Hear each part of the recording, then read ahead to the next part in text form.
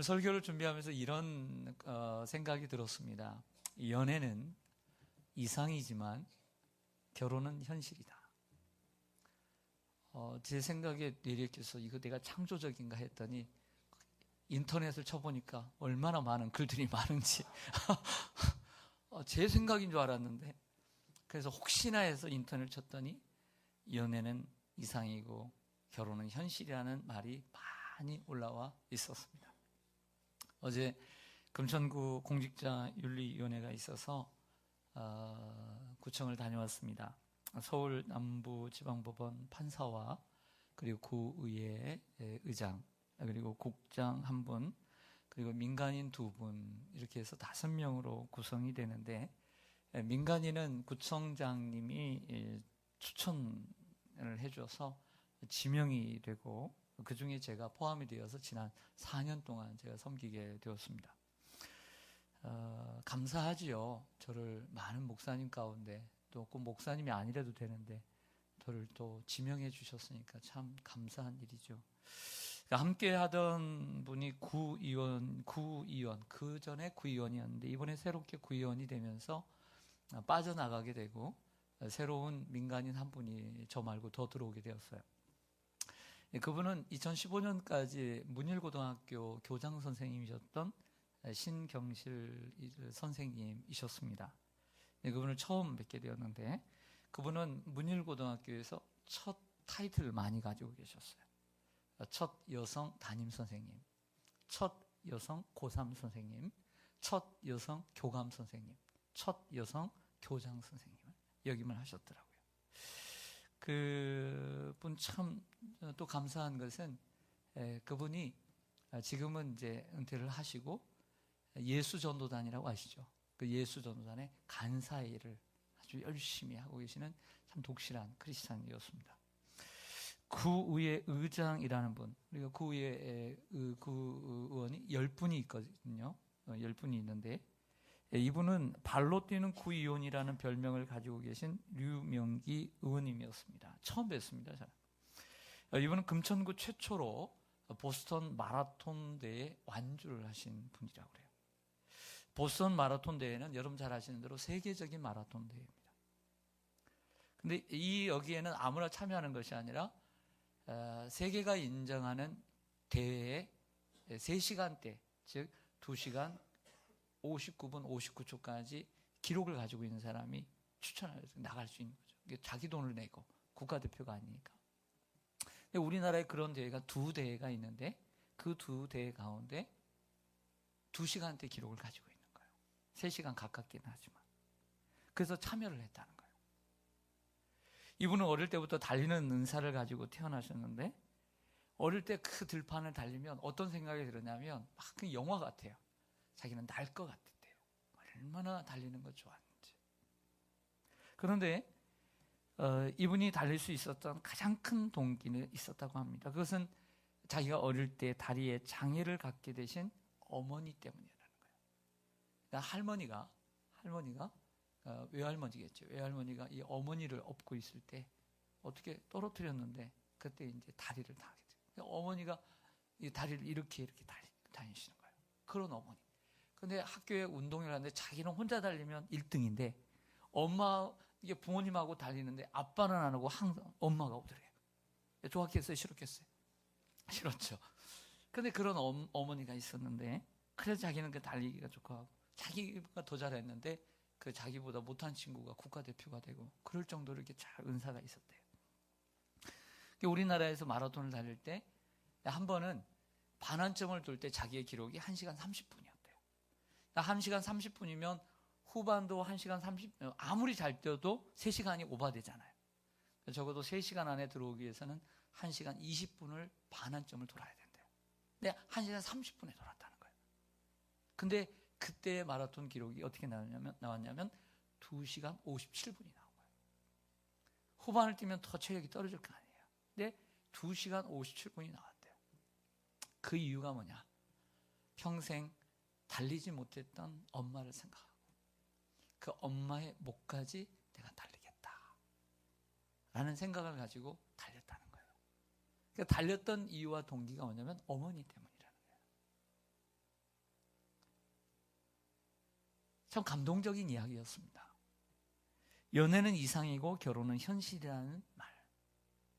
어저께 새롭게 만난 판사는 7살, 9살 아이를 두고 있는데, 아내가, 아내도 같은 판사라고 합니다. 첫 직장에 나갔더니 이제 총각되죠. 먼저 선임이었는데 그 판사가 자기한테 그렇게 잘해주더래요. 마음이 있었던 거죠. 그래서 막 손에 물도 못 묻히게 하더라는 거예요. 그래서 세상에 이런 여자가 다 있나? 이 여자하고 결혼하면 평생 이렇게 살겠구나. 이렇게 생각을 했다는 거예요. 그래서 결혼을 해서 아기를 낳았어요. 각자 일을 하니까 잘 모르고 살았는데 해외 연수를 지난번에 이제 1년을 해외 연수를 갔는데 자기는 일하러 가고 아내는 휴직을 하고 애들을 데리고 함께 갔다는 거예요. 그러다 보니까 한국에서 살던 건 모르겠는데 이제 항상 붙어 있게 되는 거예요. 24시간 붙어 있어서 해외 연수를 다 했는데 못 살겠더래요. 못 살겠더래. 판사끼리 서로 싸우면 누가 재판을 해야 될까요? 네, 판사도 다 사람이에요. 부부는 다 싸움을 하는 거예요. 그래서 저에게 묻더라고요. 목사님, 좀 어떻게 하면 좋을까요? 조언을 좀 구하고 싶다고. 그래서 제가 이렇게 그랬죠. 마태복음 7장 12절을 드리고 싶다고. 황금률을 대접을 받고자 하는 대로 먼저 대접하라고 그랬습니다. 사랑하는 성도 여러분, 연애는 이상이고 생활은 또 결혼은 현실인 것처럼 저는 이렇게 대입을 하고 싶어요. 신앙은 이상이에요. 신앙은 이상이지만 우리의 생활은 현실이에요.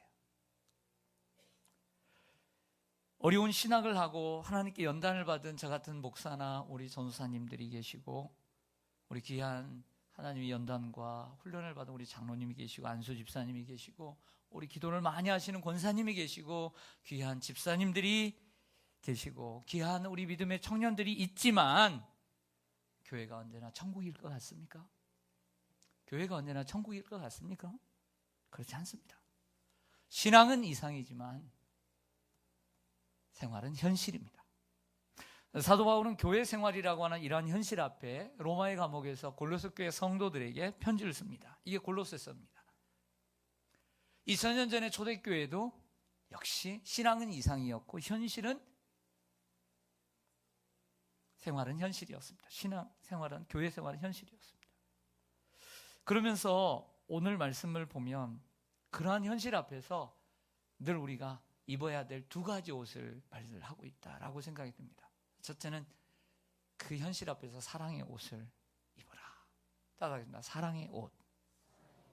오늘 12절 말씀 보겠습니다. 그 위인데요.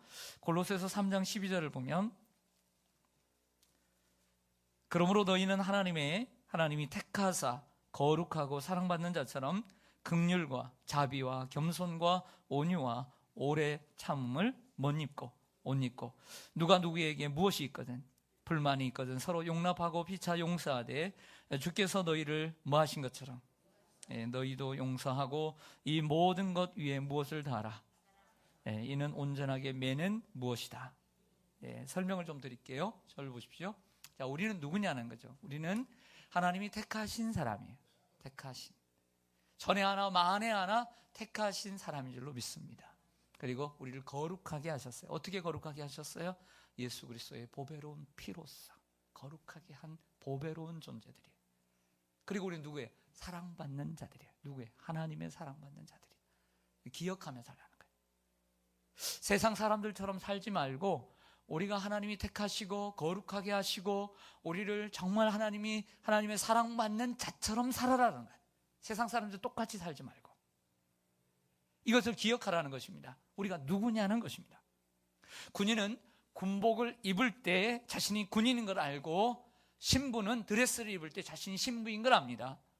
아무리 군인이라도 군복을 벗으면 군인의 정신을 잃을 수 있습니다.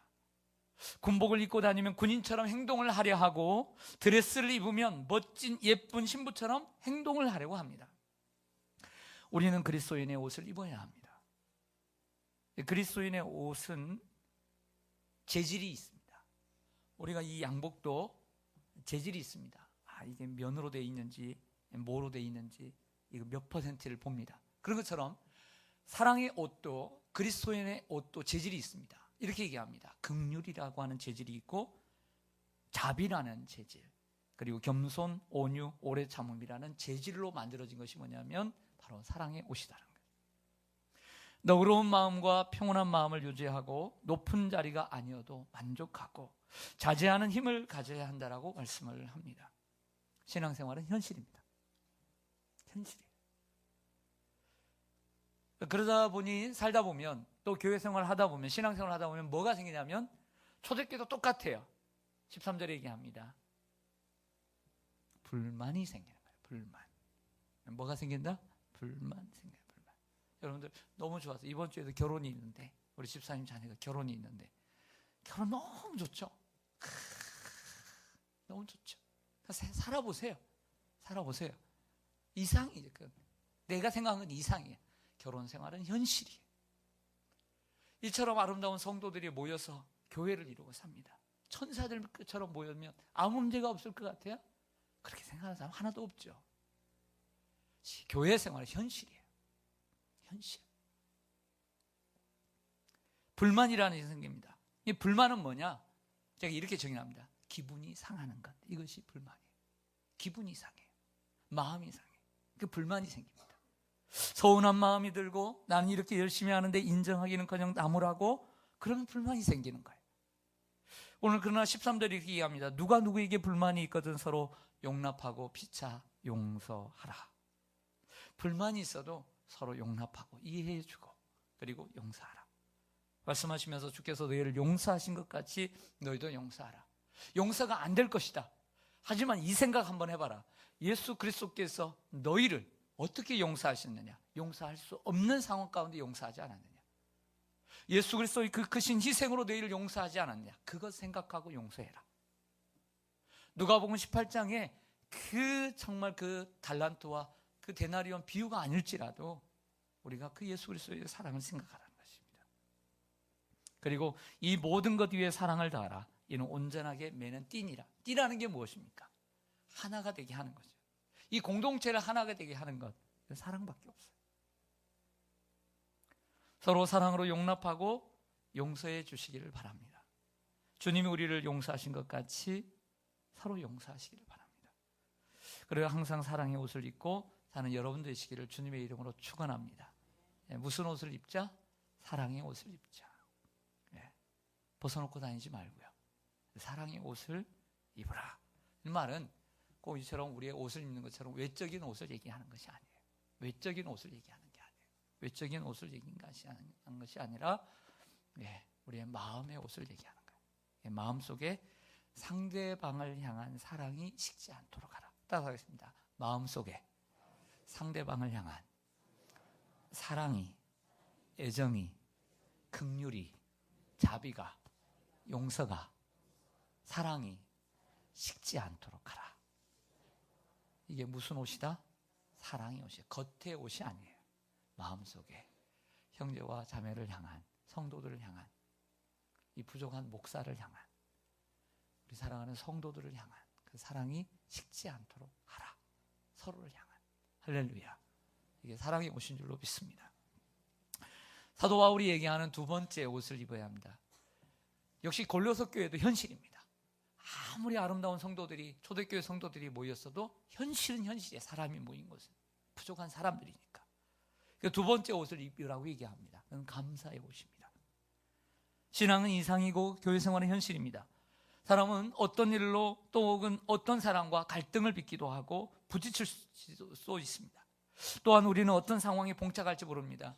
원치 않는 질병과 우환을 만날 수가 있습니다. 사고와 사건을 만날 수 있고 시리와 또 실패를 경험할 수도 있고 우리는 원치 않는 일을 만날 수가 있습니다. 그래도 우리는 감사를 잃지 않아야 합니다. 감사를 잃는 순간 마음의 평화가 깨지기 시작합니다. 그래서 그리스도의 평강이 여러분들의 마음을 주장하게 하라 이렇게 말합니다.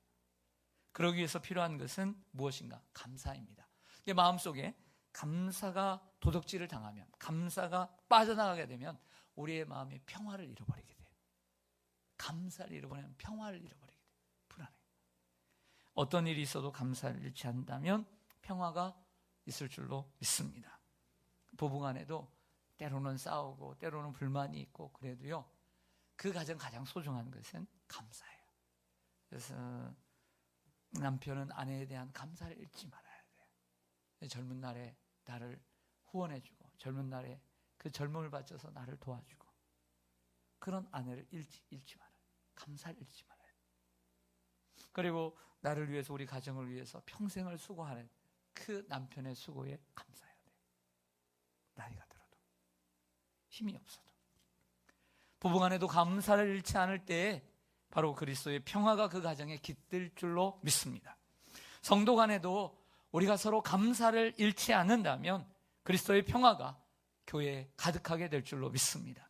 31년 동안, 아니면 20년 동안, 10년 동안 단 1년이라도 우리가 교회를 세워오면서, 그래도 우리가 서로를 함께 위해서 기도하면서, 성도들이 아프고 힘들면 가슴 아파하고 정말 좋은 일 있으면 함께 기뻐했던, 그래도 나의 가장 가까운 이웃이 여기에 있는데 때때로 한번 아쉽고 때로는 한번 마음 상하고 때때로 한번 불만이 생기고 때때로 한번 서운한 일이 있어도 그 살아오는 동안에 우리가 함께 동고동락하고 같이 아파하고 같이 기뻐했던 그 세월들을 잊지 말고 우리가 감사를 잃지 말아야 될 줄로 믿습니다. 우리는 2주간 동안 말씀을 들었습니다. 자, 이 말씀을 듣고 행하는 지혜로운 우리가 되기를 원합니다. 목사의 마음은 모든 성도님들, 여러분들이 핵심 성도님들이지만 정말 주일날 찾아오는 우리 모든 제적 성도님들이 다 듣기를 바라는 마음은 이 목자의 마음이지만, 또 여러분들이 들어주셨으니까 또 여러분들이 정말 그 중심에 있기를 바랍니다. 마음속에 새기고 말씀을, 또 서로를, 오늘 말씀처럼 서로를 가르치고 서로를 권면하십시오. 그리고 서로에게 그 말씀으로 도전하시기를 바랍니다. 그리고 무엇보다 그리스도의 말씀이 여러분들의 삶 속에 풍성히 거하도록 하시기를 바랍니다. 자신의 이성과 생각이, 경험과 지식이 여러분을 다스리지 않고 우리가 하나님께 받은 이 말씀이 여러분들의 삶을 다스리고 여러분들의 삶의 자리 가운데 그 중심에 서기를 원합니다. 그러면 감사를 잃지 않게 될 줄로 믿습니다.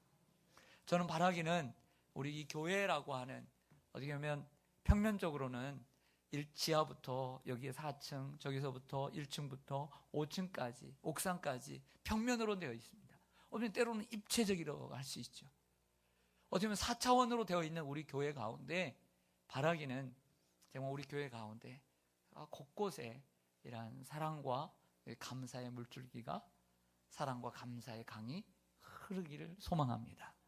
정말 교회 안에 이 사랑과 감사의 물줄기가 만약 끊어진다면 교회가 어떻게 될까요?